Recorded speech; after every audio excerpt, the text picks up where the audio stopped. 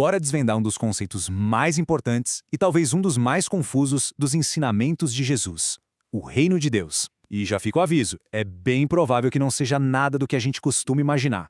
Fala a verdade, quando alguém fala em reino, a nossa mente já dispara, né? A gente logo pensa em castelos gigantes, coroas, reis superpoderosos, talvez até umas batalhas épicas, tipo de filme. É o cenário clássico que todo mundo conhece das histórias.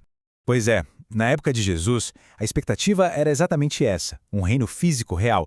O pessoal estava esperando o Messias que chegasse como um general para libertar todo mundo do domínio romano. Só que a realidade que Jesus apresentou foi tipo uma virada de chave total. Em vez de um rei guerreiro, veio um salvador espiritual. Em vez de liberdade política, ele falou sobre liberdade do pecado. E no lugar de poder aqui na Terra, a mensagem era sobre uma transformação que acontece por dentro. Essa ideia era tão diferente, mas tão diferente, que a mensagem de Jesus sobre esse tal reino simplesmente confundiu todo mundo. Deixou a galera de cabelo em pé. Era um reino totalmente inesperado, e ninguém estava pronto para o que ele realmente significava. E aqui está a grande virada, a chave de tudo.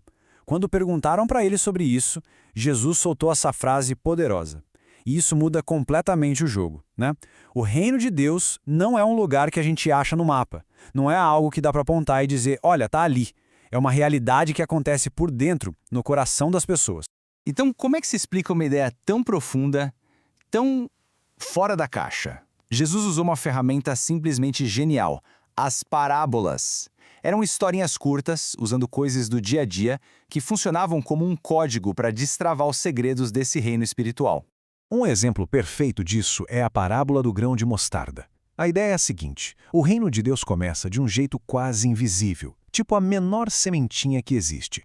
Pode ser uma pequena mudança no coração de uma única pessoa, sabe? Mas essa sementinha tem o potencial de crescer e virar uma árvore gigante, algo imenso, que abriga e influencia o mundo inteiro.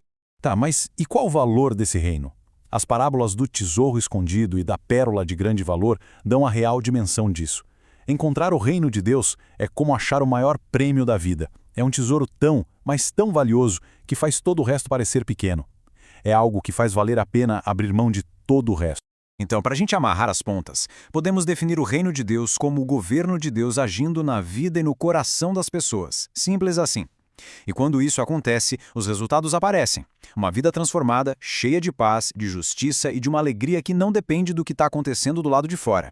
A parábola da rede de pesca traz outra perspectiva bem interessante. Ela compara o reino hoje em dia com uma rede que pega todo tipo de peixe, bons e ruins. O que isso quer dizer? Que agora pessoas de todos os tipos convivem juntas. Mas a história também aponta que no futuro vai ter um momento de acerto de contas, uma separação definitiva.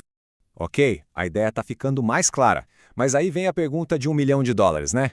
Como alguém pode fazer parte disso? Como se entra nesse reino? Olha, o caminho pode ser resumido em 3 atitudes. Primeiro, arrepender-se. E isso não é só sobre sentir culpa, não. É uma mudança de verdade, na mente e na direção da vida. Segundo, crer, que significa confiar que Jesus é o Rei. E terceiro, viver. Porque não é só acreditar da boca para fora, é uma prática diária, tentando aplicar os valores desse reino em tudo que a gente faz. Certo, mas se o reino é algo espiritual, interno, como é que a gente consegue ver ele em ação no nosso mundo, aqui, de carne e osso? Cadê as provas? As evidências estão por toda parte, para quem sabe onde procurar. O reino de Deus está em ação quando vidas são viradas de ponta cabeça, transformadas de dentro para fora, em curas e coisas que a ciência não explica, no amor e na união de verdade entre as pessoas, e principalmente naquela paz e alegria que não fazem sentido, que continuam firmes mesmo no meio do caos. E este versículo aqui, ele resume tudo perfeitamente. O reino de Deus não se manifesta em coisas materiais, ou em um monte de regras sobre o que se pode ou não pode fazer. A verdadeira essência dele aparece no caráter, numa vida de justiça, de paz e de uma alegria que vem do Espírito Santo. E tem um ponto final que é crucial para não dar um nó na cabeça. O reino de Deus tem uma dupla dimensão. Ele não é uma coisa só do presente ou só do futuro. Ele é as duas coisas ao mesmo tempo. A história ainda está rolando. Se a gente olhar para a linha do tempo, a gente vê que o reino foi prometido lá no passado. Ele foi inaugurado por Jesus e aqui no presente continua se expandindo de forma espiritual, E a grande esperança é o futuro, quando ele vai ser totalmente estabelecido de um jeito visível e físico quando Cristo voltar. Depois de tudo isso, a mensagem central que fica é esta: buscar o reino de Deus começa com uma decisão pessoal. Significa dar a Deus o primeiro lugar nas nossas decisões e prioridades, aqui e agora. Isso tudo deixa uma pergunta no ar para a gente pensar.